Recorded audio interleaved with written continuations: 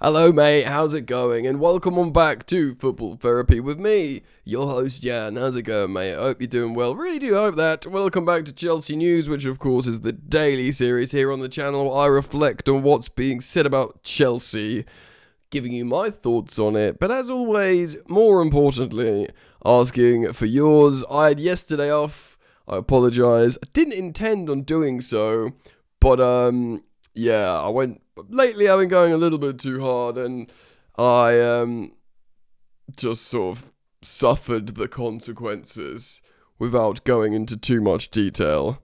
I'm getting too old for this. I need to sort my life out. Anyway, here to talk about Chelsea. We've got a Champions League draw. There's some news on PSG, of course.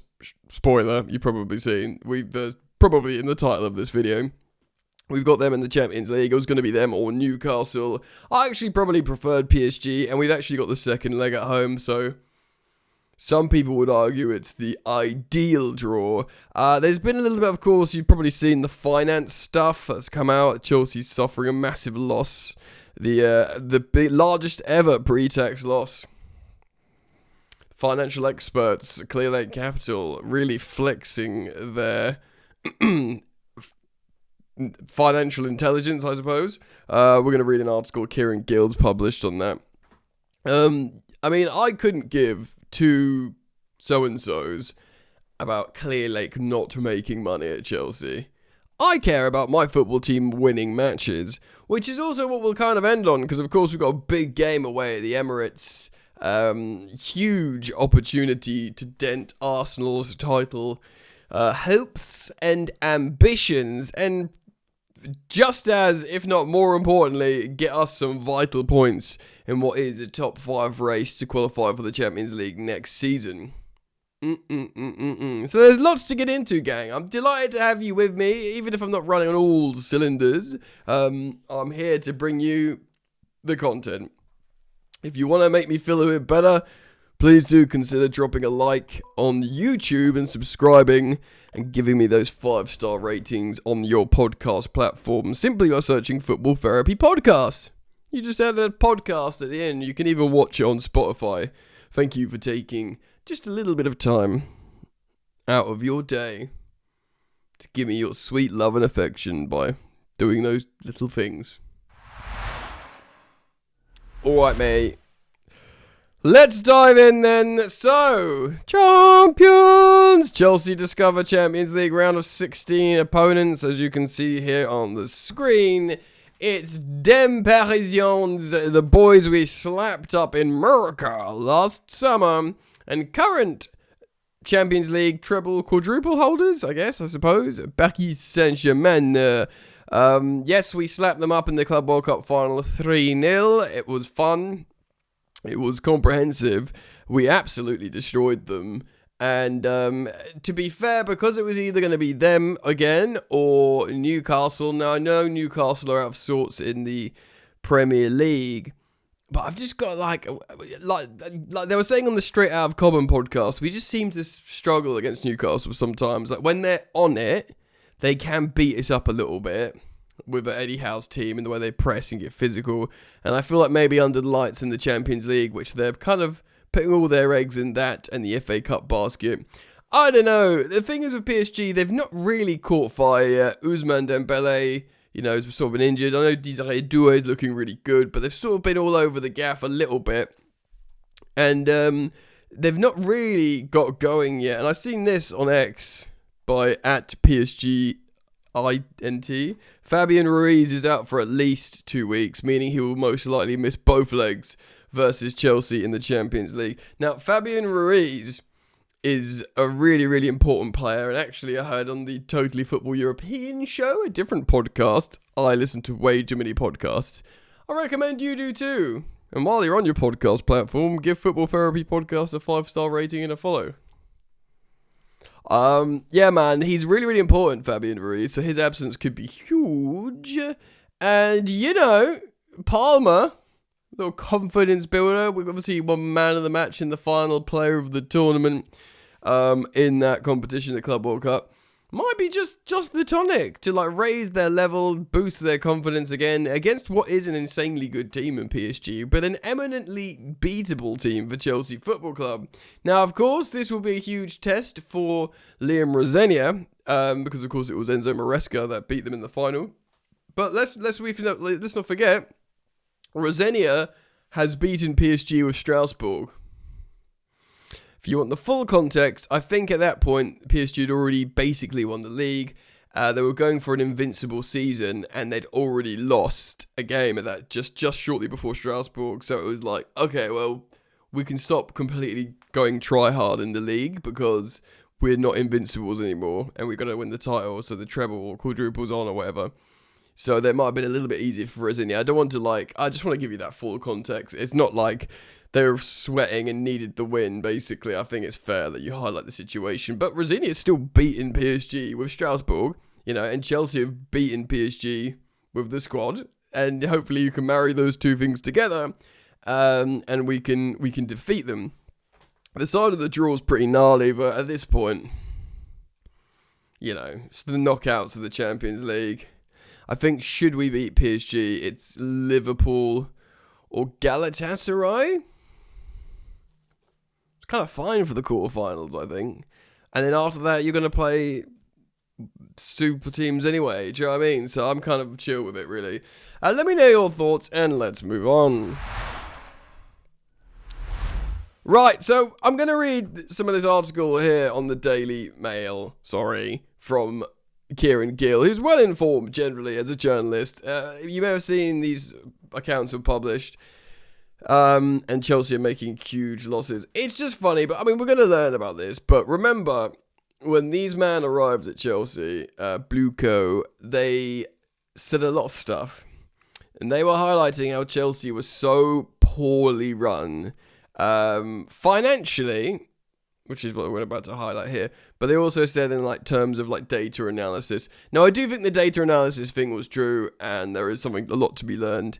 And also, I do think the landscape's different now than it was in the 2000s when Roman brought the club and yada yada yada. Now, a lot has changed, but for them, the gall of these men to come and say how poorly financially the club's been run, and we're in a position now where, I don't think we're in trouble. We're probably about to learn that. But, they're making all these arguments and briefings. I heard, Matt Law on the London is Blue say, it doesn't matter that they don't have a main front of shirt because they've got all these new different partners. And the way they talk about it is, they'd rather have a team with loads of different goal scorers they can rely on than one like Erling Haaland to score 50 goals. Something like that. It's more sustainable, whatever. Sounds like a lot of nonsense to me, but provided we're not genuinely in financial trouble. So let's find out what's going on here. Gill writes the following. Chelsea recorded the highest pre-tax losses in English football history in the 24-25 season, but the club's sources insist it will not force them into selling their biggest stars. Yeah, Ruddy heck hope so, mate. The European Club Finance and Investment Landscape Report. Wow, that sounds like a sexy document. The European Club Finance and Investment Landscape Report. Jeez. Listed the 10 largest losses for 2025 and revealed how the Blues, who are owned by Clearlake Capital and Todd Bowley, booked a €407 million deficit that has only ever been beaten by Barcelona. Oh, I thought it was the biggest English one then. And this was the, broker owner, Lever Pullers, and they did €555 million. Woof, woof. However, Chelsea insiders, speaking anonymously, they're doing the athletic spiel there, insisted to Daily Mail Sport that the reported loss does not reflect their true health, saying it is a result of a non-cash accounting adjustment, went Dutch there, as required by UEFA regulations, and tied to the acquisition of the Blues. That includes asset impairments, more sexy talk here, settlements related to historical matters under the previous ownership, the investigations from the Abramovich era stuff, and the resolution of legacy contracts. Raheem Sterling. I mean, to be fair, yeah, I suppose so.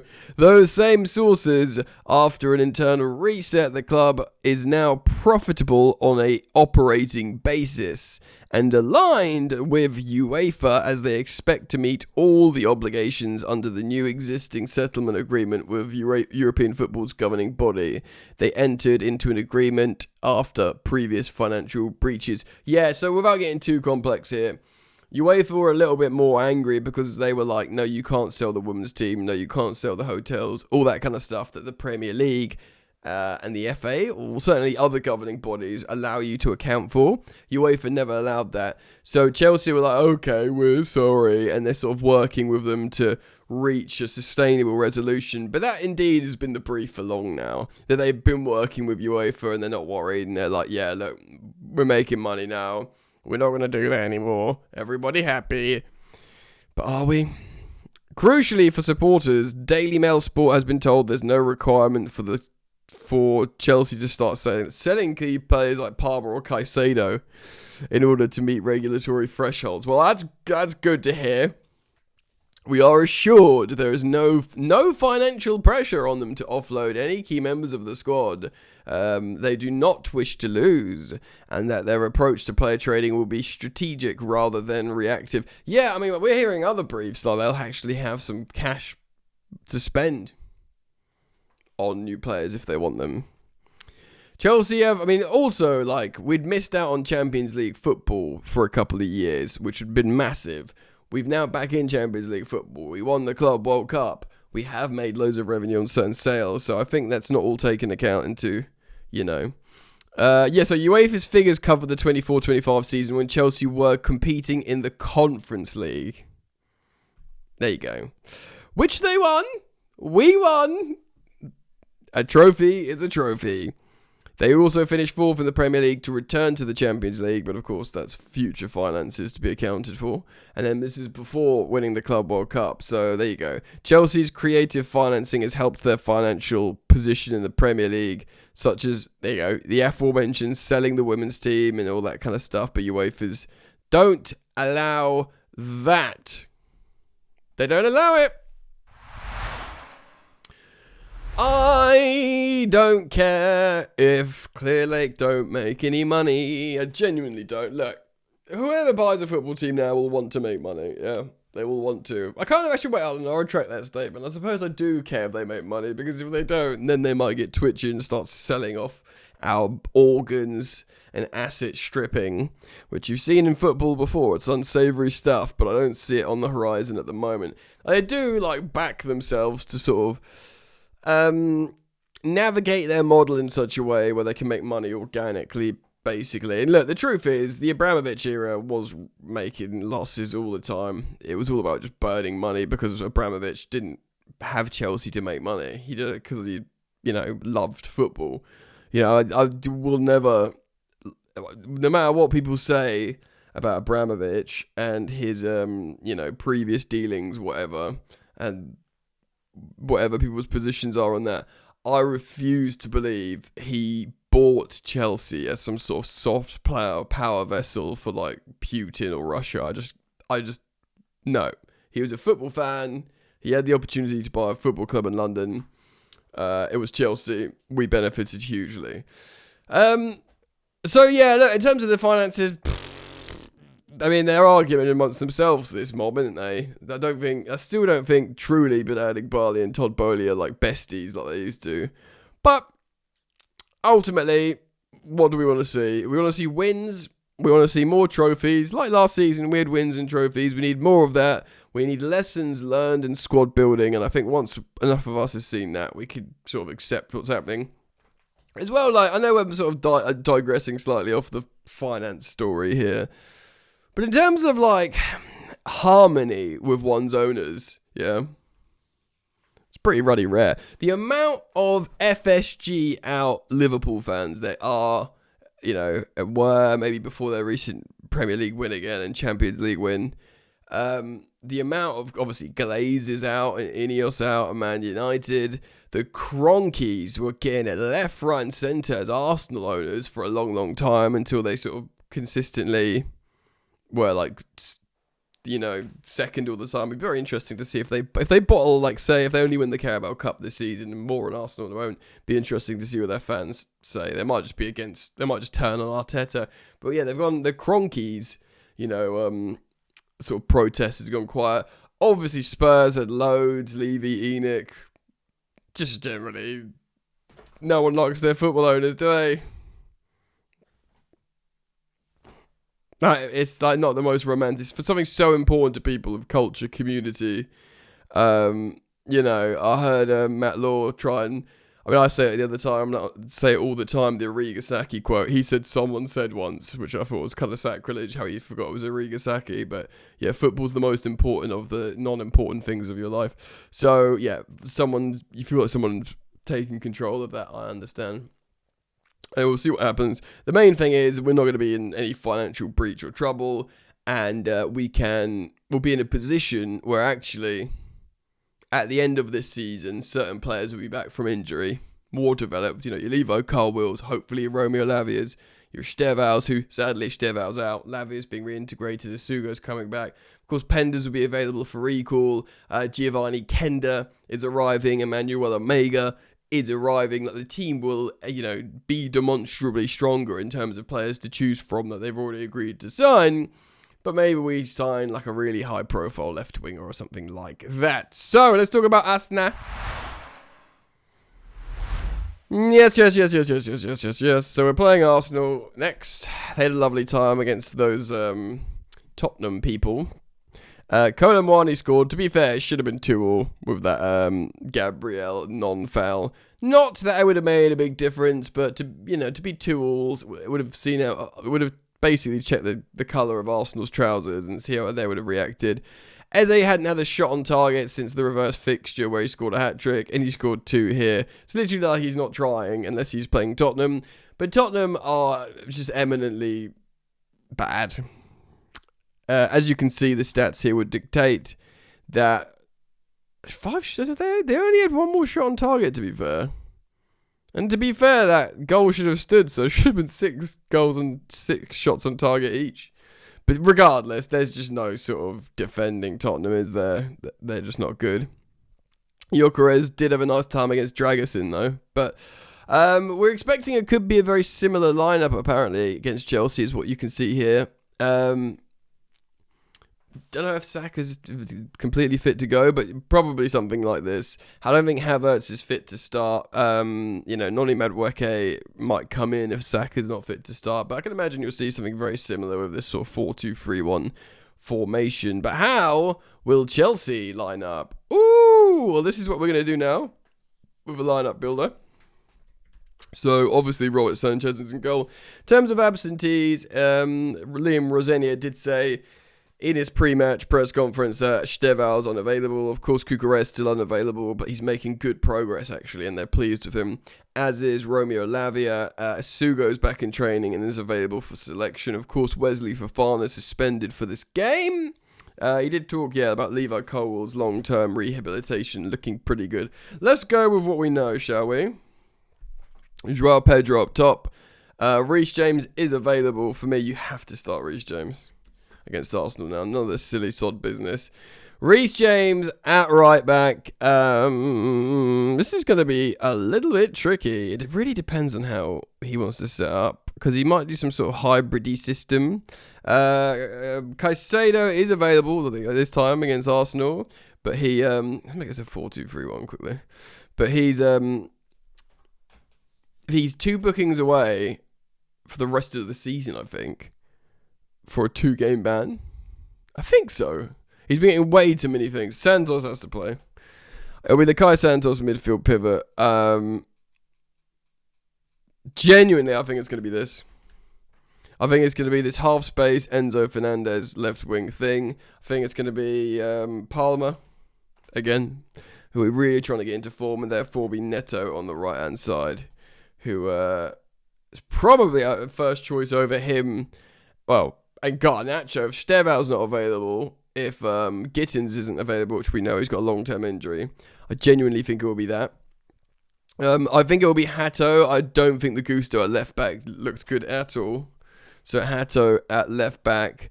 Trevo Chalobah will definitely play in the absence of Wesley Fofana. And you could say Badia Shield here, but I'm going to go with Mamadou Sarr. I know he played against Hull. He had 90 minutes, but he's a left-sided player, even despite being a right footer. I know both him and Chalobah are. Maybe that's a good thing. Maybe they can swap if they need to as well. And yeah, man, I think this is the lineup. I think if I'll nail it, I'll be very happy. And of course, in possession, you'll see probably a box midfield, which means Palmer in his favoured right pocket. Neto really holding the width. Fernandes in the left pocket rather than left winger, which is what Rosenior says. He's playing where he's played all season, left pocket. Hato will come up. I doubt it'll be very offensive, but you'll probably see something like that. With a little bit asymmetrical in possession, with Neto getting more forward than Hato, I think, and being a bit more reserved on the left, which probably would suit, keeping the likes of Saka at bay should he start. And I think that's pretty strong.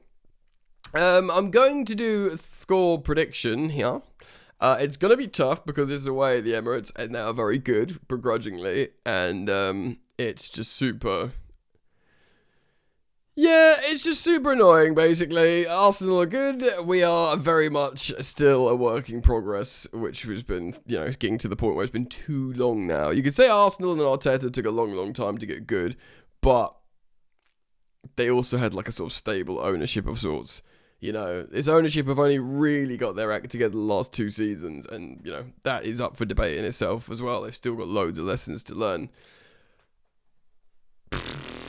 It's just, do you know what, man? What it comes down to is I'm just bored of getting touched up by Arsenal. Just over it. Do you know what I mean?